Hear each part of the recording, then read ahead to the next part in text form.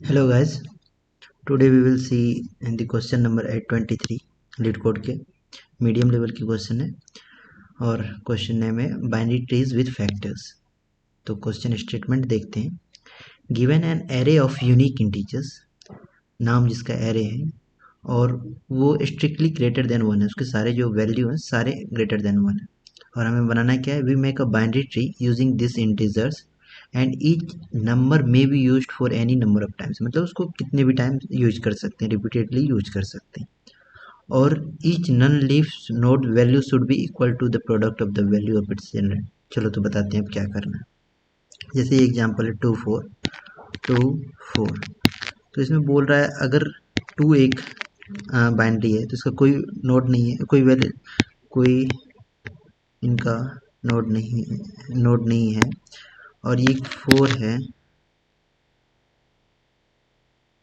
इनके कोई चिल्ड्रन नहीं है। तो ये दो तो हो गए जिसकी की कोई दिक्कत नहीं है, सिंगल।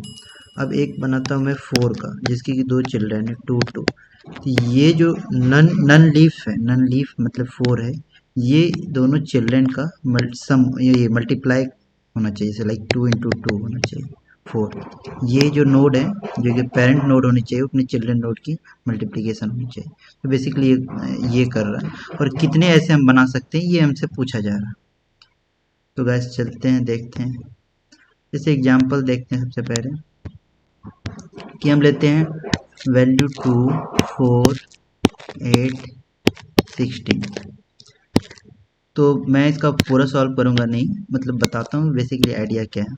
अगर मेरे पास वैल्यू 16 8 2 4 ऐसे दिया हुआ है और हमें निकालना है कि ऐसे कैसे बना सकते। एक तो 2, एक 4 8 16, एक ये हो गया, एक हो गया 4 का 2 2, क्योंकि नंबर रिपीटेडली यूज कर सकते हैं तो 2 को 2 बार भी यूज कर सकते हैं। 16 के लिए 4 4 बना सकते हैं।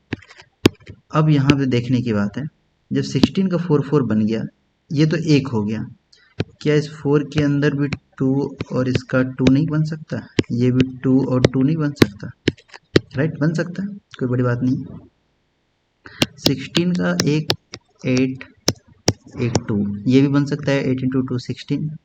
अब इसका 4 इसका 2, ये भी बन सकता है, राइट। तो अगर हमारे पास इस 2 का वैल्यू पता हो कि 2 कितने बार बन सकता है, मान लो कोई क्वेश्चन नहीं, बस 2 दिया हुआ, 2 तो सबसे छोटा है, 2 तो एक ही बार बनना है, वो मतलब किसी भी चिल्ड्रन के थ्रू नहीं बना सकती क्योंकि सबसे छोटा है। अगर हमें 2 का मालूम है 1, तो 4 का देखेंगे, 4 का क्या डिविज़र है 2? हाँ है। 4/2 भी है क्या इसके अंदर? 4/2 मतलब एक तो डिविज़र 2 हो गया, 4/2 भी है क्या? हाँ है, 2 ही है। तो एक सॉल्यूशन ये हो गया। अब तो हमारे पास 2 का भी मालूम है, 4 का भी मालूम है, राइट। अब 8 में गए, 8 में हम देख सकते हैं 8 का डिविज़र है क्या इसके अंदर? हाँ है, 4 है। 2 है, सबसे पहला देखेंगे 2 है, हाँ 2 है। तो 8/2 भी है हमारे पास, हाँ है, इसी के अंदर 4 है, मतलब 2 इंटू 4 हम बना सकते हैं, राइट, 2 इंटू 4।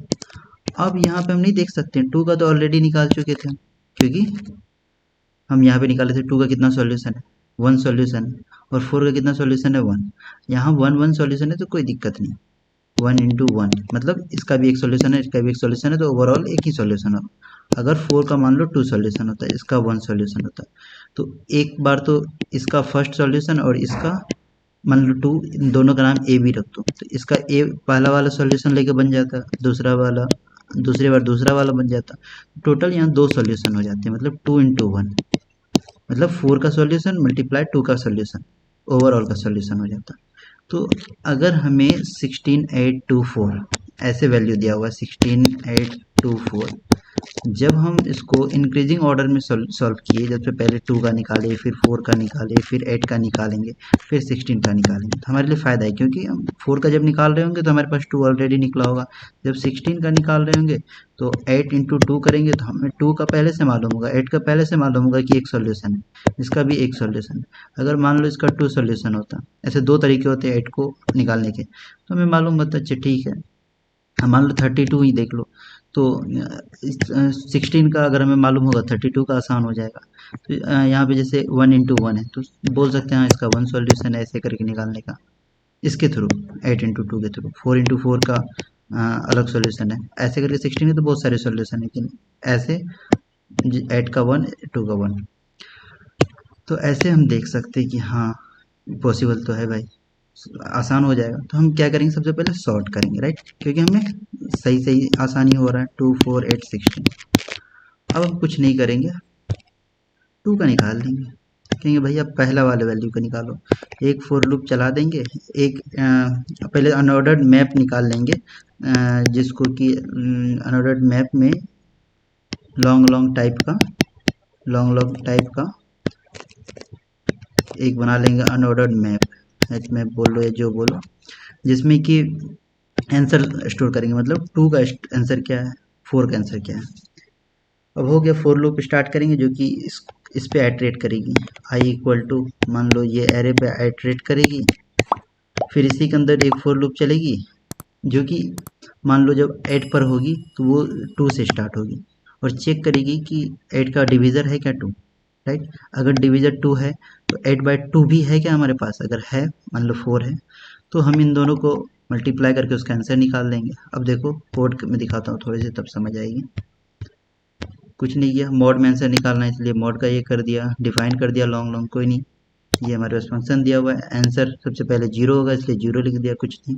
अनऑर्डर्ड मैप है, डिफाइन कर दिया, ये समझ लो मेमोराइजेशन टाइप से कि आंसर हमें स्टोर करने के लिए, लाइक 2 का आंसर क्या है जो बाद में यूज करेंगे, लाइक 2 का आंसर क्या है इंटीजर वैल्यू। सॉर्ट कर दिया, बता दिए क्यों सॉर्ट करना है, इंट इंटीजर पहला वाला एरे पे इटरेट करेगा, लाइक 2 4 8, मतलब सबसे पहले 2 से स्टार्ट करेगा आंसर निकालना 2 का, फिर 4 से, ये उसके लिए है फॉर लूप, ये फॉर लूप यहाँ स्टार्ट हो रही है और यहाँ पे खत्म हो रही है राइट।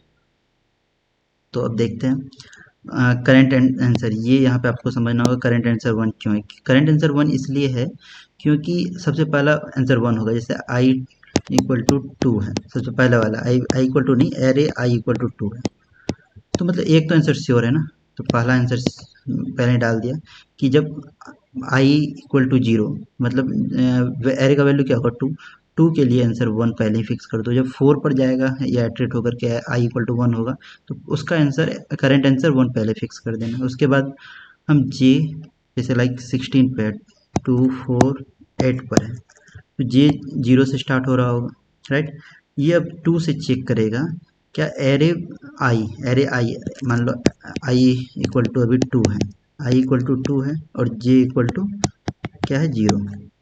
अब चेक करेगा एरे 2 8/8 एम्परसेंट मॉडुलस जे जो कि 2 है, ये है क्या 0।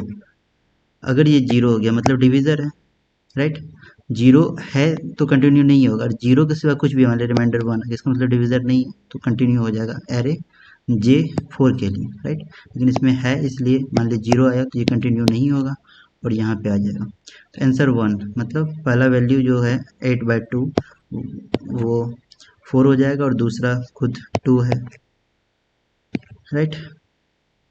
और करंट आंसर क्या हो जाएगी, करंट आंसर प्लस जो पुराना जो एक बार मैट्रिट होकर के प्लस यूपी, मतलब ये अनऑर्डर्ड पेयर आंसर 1 जो कि मान लो 2 आया और 4 आया, पहला 2 दूसरा 4, तो 2 का आंसर और 4 का आंसर दोनों का मल्टीप्लाई होकर के करंट आंसर होगी बाय मॉडुलस आंसर निकालने के लिए।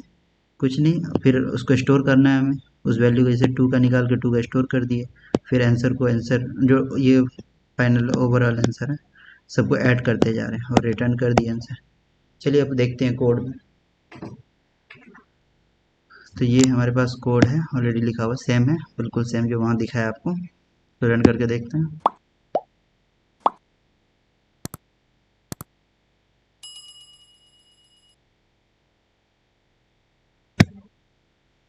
और ये एक्सेप्टेड है